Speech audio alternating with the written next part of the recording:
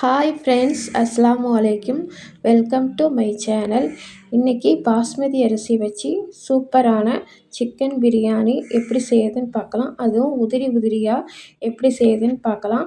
முதல்ல ஒரு அடிகனமான பாத்திரத்தை எடுத்துக்கோங்க. அது சூடானதுக்கு பிறகு 25 மில்லி தேங்காய் எண்ணெய், 25 மில்லி நெய்யும் சேர்த்து அது சூடானதுக்கு பிறகு பிரியாணி மசாலா எல்லாம் சேர்த்து நல்லா பொரிய விட்டு எடுத்துக்கோங்க.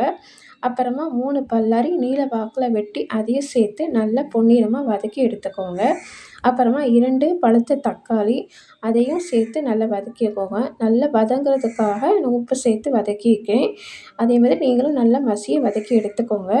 அப்புறமா 3 டேபிள் ஸ்பூன் இஞ்சி பூண்டு விழுது அதையும் சேர்த்து நல்லா பச்சை வாடை போகிற அளவுக்கு நல்லா வதக்கி எடுத்துக்கோங்க. அப்புறமா ஒரு கொத்து மல்லி இலை, ஒரு கொத்து புதினா அதையும் சேர்த்து நல்லா வதக்கி எடுத்துக்கோங்க. நல்லா வதங்கினதுக்கு பிறகு காரத்துக்கு நான் 2 பச்சை மிளகாய் சேர்த்துருக்கேன். அதையும் சேர்த்து நல்லா வதக்கிக்கோங்க. உங்களுக்கு காரம் தேவை அதிகப்பட்டால் நீங்கள் மிளகாய் நல்லா சேர்த்துக்கலாம். நான் அப்புறமா 1/2 கிலோ சிக்கன் எடுத்திருக்கேன். 1/2 கிலோ சிக்கன் நல்லா கழுவி சுத்தம் பண்ணி எடுத்திருக்கேன். அதையும் நல்லா சேர்த்துக்கோங்க. நான் 1/2 கிலோ அரிசிக்கு 1/2 கிலோ சிக்கனுங்கிற அளவுக்கு நான் எடுத்திருக்கேன். அதே அளவில் எடுத்தால் சிக்கன் பிரியாணி நல்லா ருசியாக வரும். அதையும் சேர்த்து நல்லா வதக்கிக்கோங்க. அப்புறமா 1/4 டீஸ்பூன் மஞ்சள் பொடி, 1 டேபிள் ஸ்பூன் மிளகாய்த்தூள், நான் தனி மிளகாய்த்தூள் தான் எடுத்திருக்கேன். அப்புறமா 1 டேபிள் ஸ்பூன் ஜீரகத்தூள், 1 டேபிள் ஸ்பூன் பெருஞ்சீரகத்தூள், 2 டேபிள் ஸ்பூன் கொத்தமல்லி பொடி, 1 டேபிள் ஸ்பூன் பிரியாணி மசாலா சேர்த்து அது கூடவே பிரியாணிக்கு தேவையான உப்பையும் சேர்த்து நல்லா வதக்கி எடுத்துக்கோங்க. நல்லா மசாலாவெல்லாம் கறியோடு சேர்ந்து நல்லா வதங்கணும். அதுக்கு பிறகு நம்ம 1 கப் தயிர், அரை எலுமிச்சை பழச்சாறு அதையும் சேர்த்து நல்லா வதக்கி எடுத்துக்கோங்க. நல்லா இந்த மாதிரி நல்லா வதக்கிக்கணும். அப்படின்னா தான் நல்லா ஒன்று போல் வதங்கி வரும், கறியும் நல்லா வெந்து வரும். இந்த மாதிரி நல்லா வதக்கிட்டதுக்கு பிறகு ஒரு 10 நிமிஷம் மூடி போட்டு மூடி வச்சுக்கோங்க. 10 நிமிஷம் கழித்து திறந்து பார்த்தா நல்லா எண்ணெய் பிரிஞ்சு மசாலாவும் வெந்து கறியுமே நல்லா அரைவேக்காடு வெந்து வந்திருக்கும்.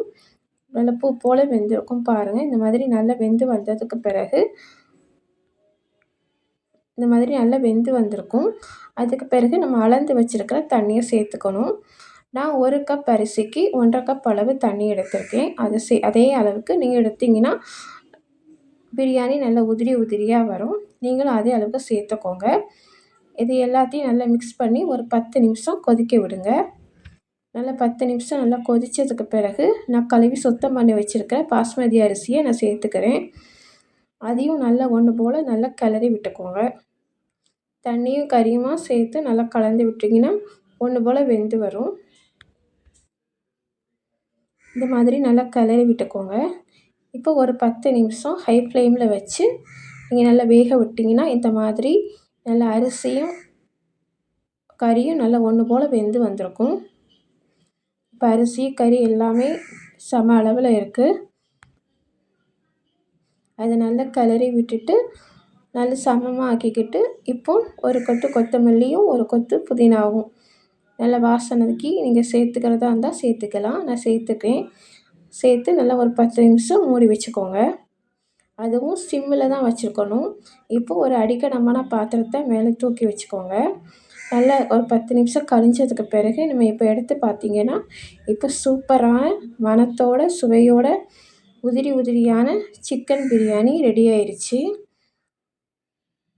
திறக்கும் போதே வாசனை அருமையாக வருது பாருங்கள். உதிரி உதிரியான சிக்கன் பிரியாணி பரிமாறுறதுக்கும் சரி சாப்பிட்றதுக்கும் சரி சூப்பராக இருக்கும். இதே அளவில் நீங்களும் சிக்கன் பிரியாணி செஞ்சு பாருங்கள், சூப்பராக வரும். செஞ்சு பார்த்துட்டு எப்படி இருக்குன்னு கமெண்ட் பண்ணுங்கள். வீடியோ பிடிச்சிருந்துச்சுன்னா லைக் பண்ணுங்கள், ஷேர் பண்ணுங்கள், மறக்காமல் சப்ஸ்கிரைப் பண்ணுங்கள். தேங்க்ஸ் ஃபார் வாட்சிங். அஸ்ஸலாமு அலைக்கும்.